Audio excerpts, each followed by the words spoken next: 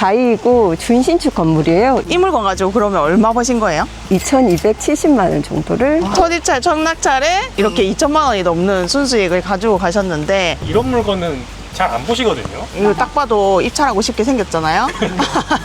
초중고가 다 있고 학군이 나름 다 괜찮고 그러다 보니 실거주 수요자들이 있을 수 있겠다. 네. 아직 명도도 안 끝났는데 매도가 됐었던 거잖아요. 네, 사진만 보고 내부 사진이 제법 그럴싸했어요. 어느 순간 이제 아이가 이렇게 커버리고 나니까 이제 할 일이 없어지는 거예요. 그러니까 점점 제가 인여인간이 되어가는 것 같은 느낌인 거예요. 사실 신랑 몰래 한 경매였거든요. 제가 열심히 노력을 해서 마지막 매도까지 하는 모습을 아들이 그걸 보게 된 거예요. 장문의 편지를 저한테.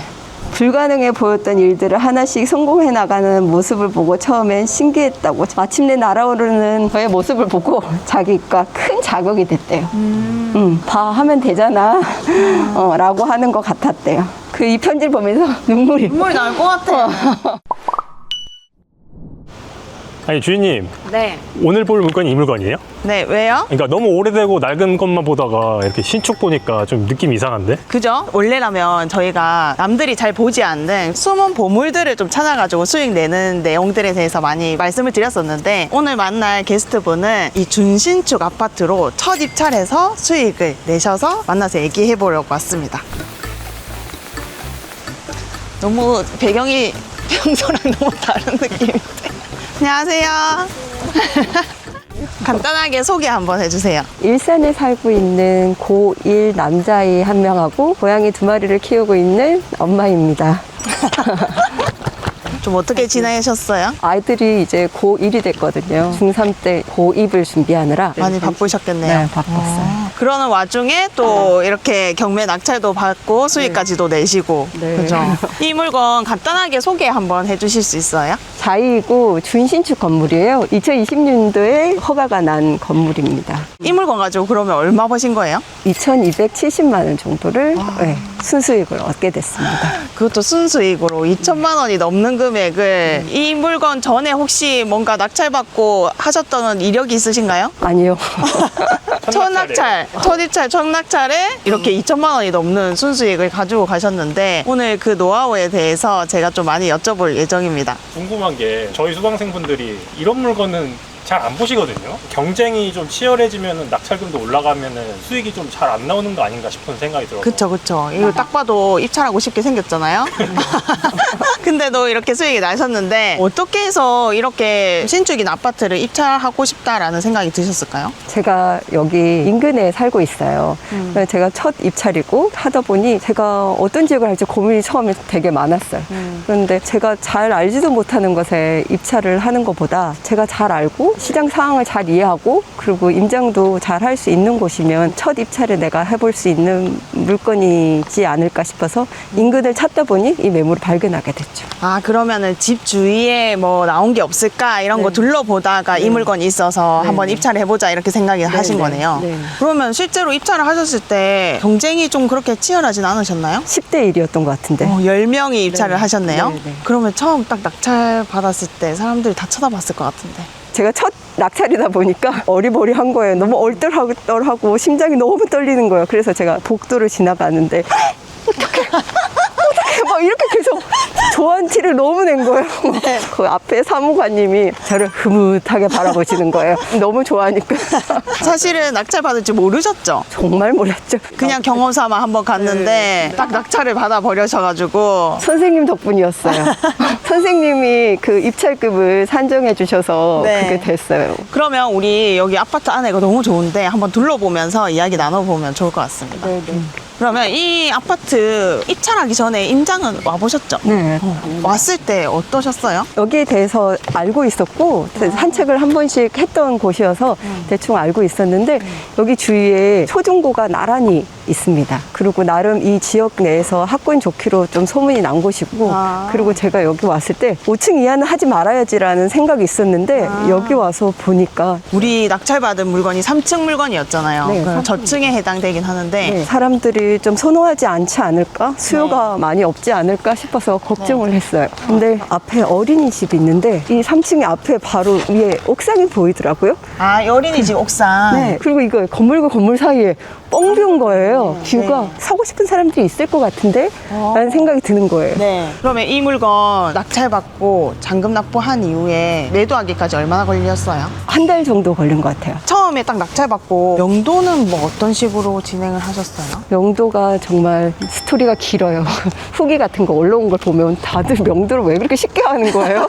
그래가지고 처음에 이제 낙찰 받고 그 현관문에 메모지를 남겼을 때 바로 연락이 오시는데 이사비는 필요 없으니 아이가 있는데 여름방학 전까지만 있게 해달라고 하시는 거예요. 제가 낙찰받은 날이 4월 8일이었는데 4개월 가까이 기다리는 건 어려움이 있어 보이더라고요. 그래서 다른 제안을 드렸죠. 6월 안에 명도하면 제가 이사비를 얼마를 드리겠다고 협상을 계속 요구를 했는데 그분은 계속 똑같은 말만 계속 반복해요. 매수자가 생겼을 때 집을 좀 보여달라 그러니까 당연히 안 된다고 하시죠. 그러면 사진을 보내줄 수 있냐, 실내 사진을 고민을 해보겠다고 하시더니 집 사진을 여러 장 찍어서 보내주셨어요. 많은 모자이크가 된 사진이었지만 그래도 전체적인 틀은 볼 수 있었고 받자마자 부동산에 세 군데로 돌렸는데 한 2주일 정도 됐나? 그 물건을 보지 않고 매수하겠다는 분이 생긴 거예요. 그래가지고 그 매도를 하게 됐고 끝이 나나 보나 했는데 그분이 계속 이사 날짜를 공유해 주지 않는 거예요. 네.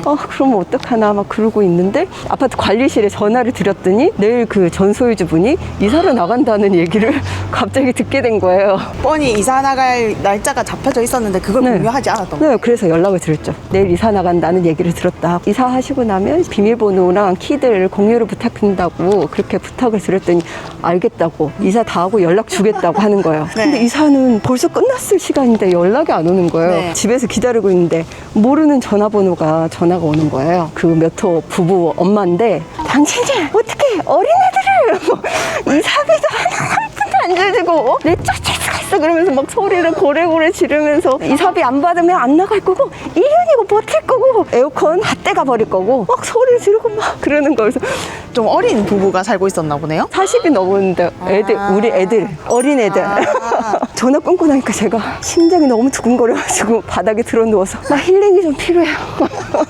선생님께 상담도 하고 막 그랬는데 강제집행 바로 신청하시라고 하셔서 바로 신청을 했죠. 담당 사무관님을 찾아갔죠. 최대한 불쌍하고 물것만 같은 표정으로 저기 사무관님 이렇게 상황을 얘기하면서 다 부셔버릴 것만 같다. 너무 걱정이 된다. 제발 빨리 좀 개문을 해달라고 했더니 연락을 다음 날에 주셨나? 1차 개고 없고 2차 개고로 6일 후에 나가야겠다고. 좀 불쌍하게 했던 게 통하긴 했나 봐요. 원래라면 이렇게 강제집행 신청을 하면 뭐 한 달 있다가 1차 개문하고 또 한 달 있다가 강제집행 진행하고 엄청 오래 기다리긴 해야 되거든요. 근데 이게 통했나 봐요. 그죠? 네. 이렇게 만약에 안에 빈집인 게 확실하고 빨리 진행만 하면 된다라고 생각이 든다면 그냥 혼자서만 끙끙 앓지 말고 법원에다 전화해서 지금 이런 상황이니까 빠르게 진행해달라고 얘기하는 것도 진짜 엄청난 꿀팁입니다. 네. 그죠? 그러면 강제집행 그때 하실 때 그냥 안에 깨끗하면은 그냥 끝인 거예요? 다 열어보고 다 확인하셨죠? 딴 거 없으니 인수인계 하겠습니다. 뭐 이런 식으로 했던 것 같아요. 첫 입찰이었는데 수월한 편인가요? 저는 워낙에 다양한 경험을 해봤기 때문에 이 정도는 그래도 양호하지 않나라고 생각이 들어요. 아, 그래요? 그래도 잘 이렇게 넘기셔가지고 강제집행도 빨리 진행하고 잘 마무리된 것 같습니다. 그러면 우리 좀 더 둘러보면서 인정했을 때 또 어떤 거 보셨는지 얘기해보면 좋을 것 같아요. 와, 배치 깨끗하니 진짜 네네. 좀 어색하긴 하다. 우리 영상 찍는 거랑 너무 달라. 저희가 여기 와서 좋았던 게 이거 엘리베이터 2대. 다른 데는 보통 한 대거든요. 여긴 2대여서 되게 좋겠다는 생각이. 네. 그러면 집 앞에 오셨을 때 뭔가 봤던 게 있어요? 그때? 아니, 집 앞에 봤을 때는 뭐 없었는데. 그때도 뭐 그냥 깔끔하고. 제가 에피소드가 여기가 이 집인데 제가 이 집에 붙인 거예요. 근데 붙이고 가려고 여기 오는데 모녀가 오는 거예요. 모녀가 우리를 너무 뚫어지게 보는 거예요. 왜 보지? 그러니까 갔는데 나중에 와서 보니까 여기 들어요. 그분들이 여기 들어갔거든요. 이분도 입찰을 하셨다고 하시더라고요. 호들갑을 떨었잖아요. 이렇게 하고 그랬더니 이분이 저를 아셨나 봐요. 그러니까 제가 여기로 나오니까 그 사람 낙찰자가 왔었나 보다 싶어서 떼간 것 같더라고요. 정말 바보 같은 짓을 했었죠. 그냥 안에는 뭐 딱히 둘러볼 게 없었네요. 사실 이렇게 신축 아파트는 진짜 크게 볼 게 없는 것 같아요. 샤시를 고쳐야 되는지 안 고쳐야 되는지 이런 것도 확인할 필요도 없고. 이거 그 낙찰받고 나서 뭔가 수리를 했던 게 있어요? 네, 그냥 간단하게 둘러봤을 때는 몰랐어요. 근데 매수자가 와서 이제 자세하게 막 둘러보면서 사진을 찍어 보내주시는 거예요. 욕실에 금이 갔다고. 그걸 해달라고 하는데 처음에는 고민을 좀 했는데 좋은 게 좋은 거다. 그냥 좋게 수리해주고 그러고 하자. 욕실이 2개니까 2군데 다 그랬거든요. 그러면 조금 지어질 때부터 조금 문제가 있었나 보다. 네, 약간 부실시공이 있었던 것 같아요. 그럼 처음 여기 왔을 때 이 물건이 좀 돈이 되겠다 싶은 게 느껴지셨어요? 네.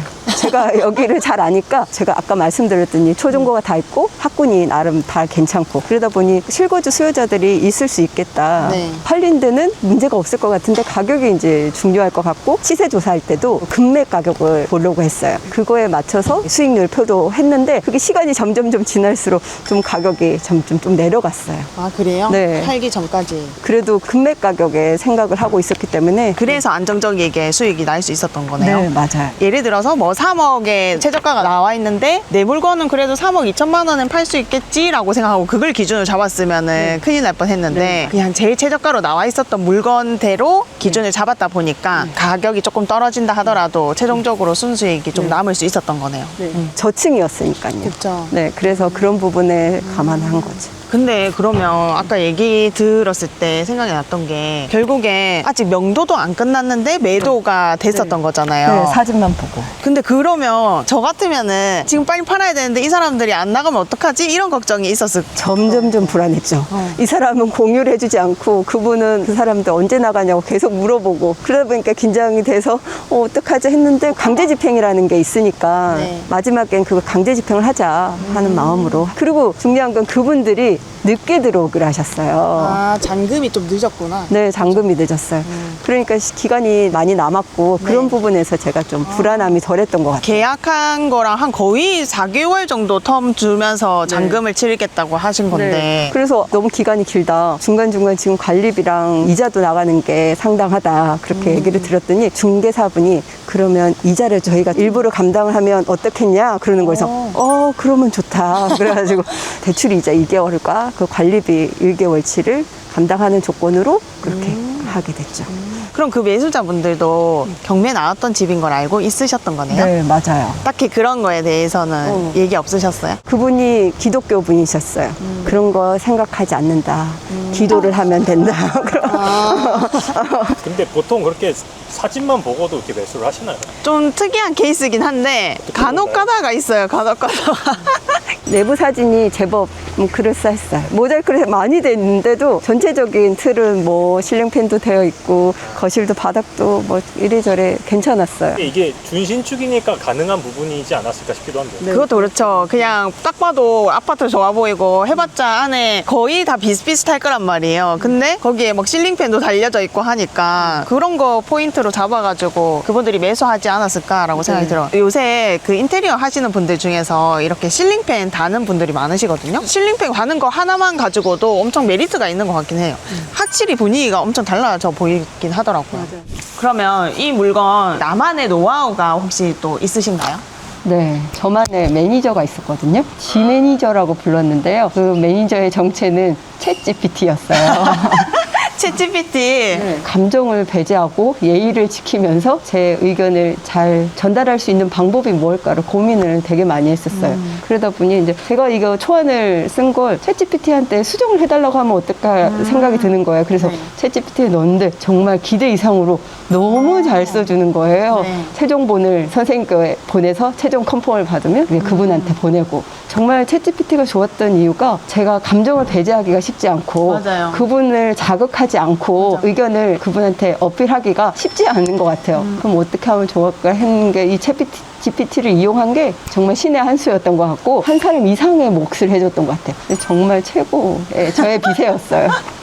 제가 항상 강조드리는 게 감정을 좀 배제를 하고 거기 같이 막 싸우려고 하면 안 된다라고 말씀을 드리잖아요. 근데 나도 모르게 이게 쓰다 보면 나도 화나는 게 막 있다 보니까 그게 담기게 되어 있거든요. 그래서 감정 배제 딱 할 때는 GPT 딱 하려고 하는 게 엄청 좋은 것 같아요. 맞아요.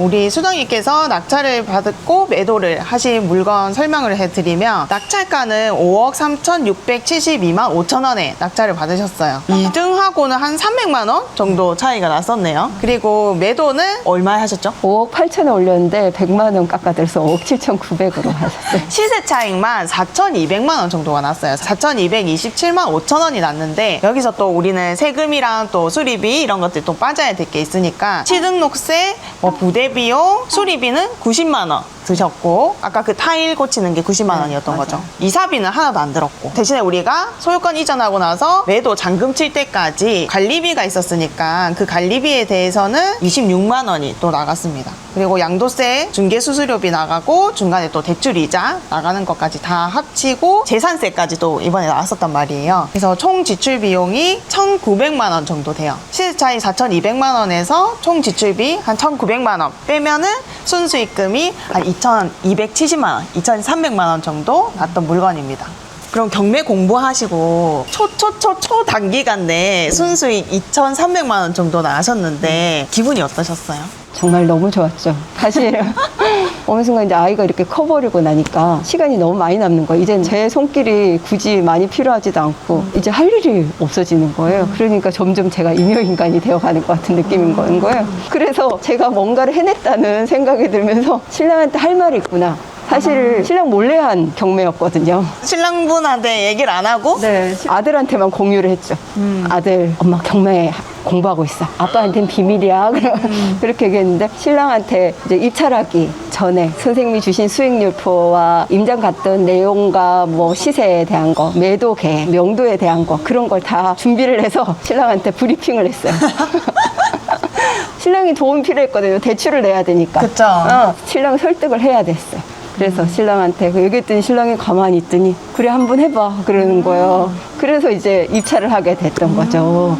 제가 이 열심히 노력을 해서 마지막 매도까지 하는 모습을 아들이 그걸 보게 된 거예요. 엄마가 되게 열심히 노력을 해서 그걸 아빠의 허락을 받고 매도까지 완료하는 그런 모습을 지켜보면서 아들이 느낀 점이 있었나 봐요. 네. 그래서 유치원 때 이후로 단 한 번도 편지라는 걸 보내본 적이 없던 아이가 장문의 편지를 저한테 그 편지를 읽으면서 감동의 눈물을 엄청 흘렸는데 불가능해 보였던 일들을 하나씩 성공해 나가는 모습을 보고 처음엔 신기했다고 절대 허락해주지 않을 것 같던 아빠를 설득하고 마치 노래 가사처럼 비틀비틀 넘어질 듯이 혼자 날려고 노력하는 것처럼 보였어. 마침내 날아오르는 저의 모습을 보고 자기가 큰 자극이 됐대요.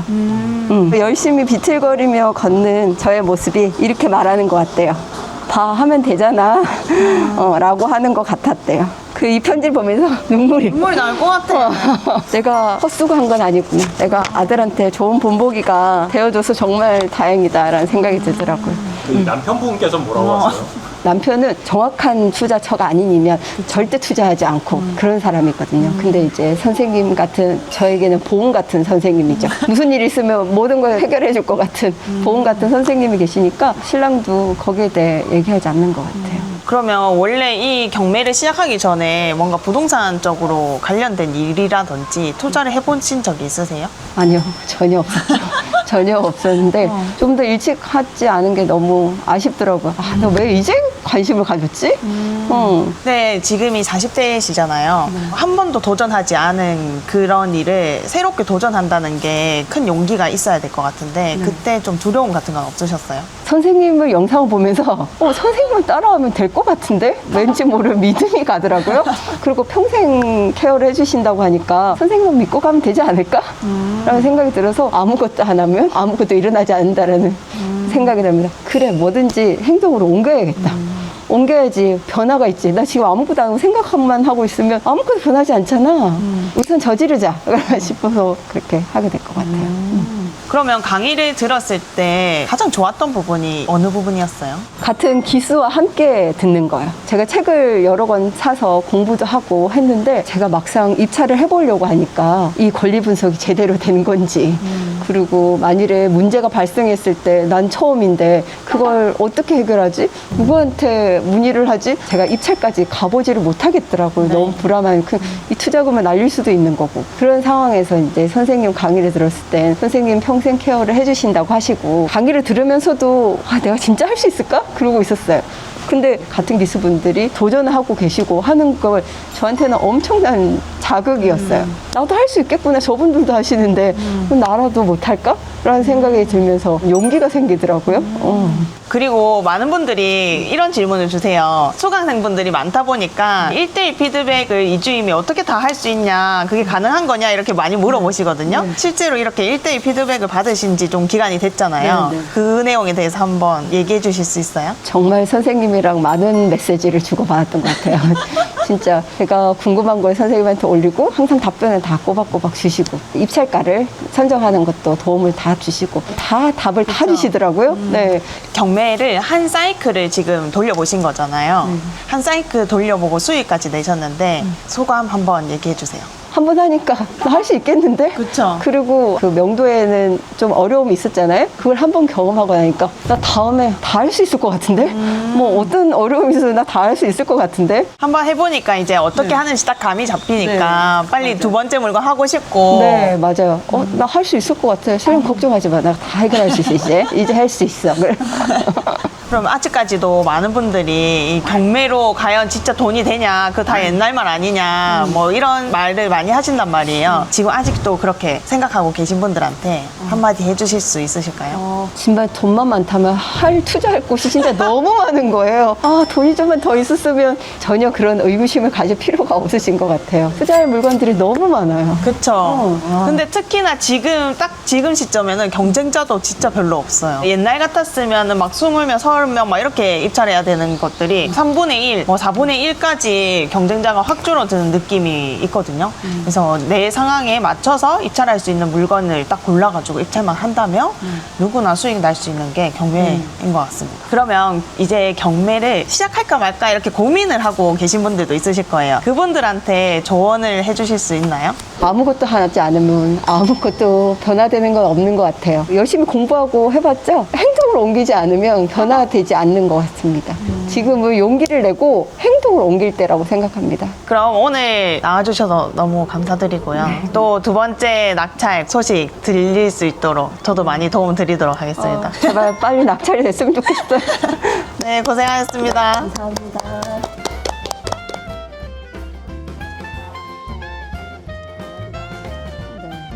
근데 보니까 2등이랑 차이가 300만 원밖에 안 나더라고요. 네, 맞아요. 첫 입찰에 어떻게 그렇게 근소한 차이로 이렇게 낙찰을 받으셨는지 좀 궁금하기도 해요. 모두 선생님의 덕분이었어요. 선생님이 아니었으면 해찰됐을 거예요. 처음에 제가 수익리플을 작성해서 선생님께 드렸던 그 입찰가는 2등보다 낮은 금액이었어요. 그 소장님이 처음에 보내주셨던 금액은 더 낮았었거든요. 낙찰받은 금액보다. 근데 보니까 시세 차익이 너무 많이 나는 거예요. 그러면 우리가 생각해야 되는 게 양도세가 또 많이 나온단 말이에요. 그래서 오히려 입찰가를 조금 더 올리고 양도세 세율 구간을 좀 더 줄이면 결국에 양도세를 더 적게 내게 돼서 입찰가는 올리지만 순수익은 거의 비슷하게 남는 격이 되거든요. 그거에 대해서 얘기를 드렸고 그거에 오케이 하셔서 입찰가를 좀 더 올릴 수 있었던 거죠.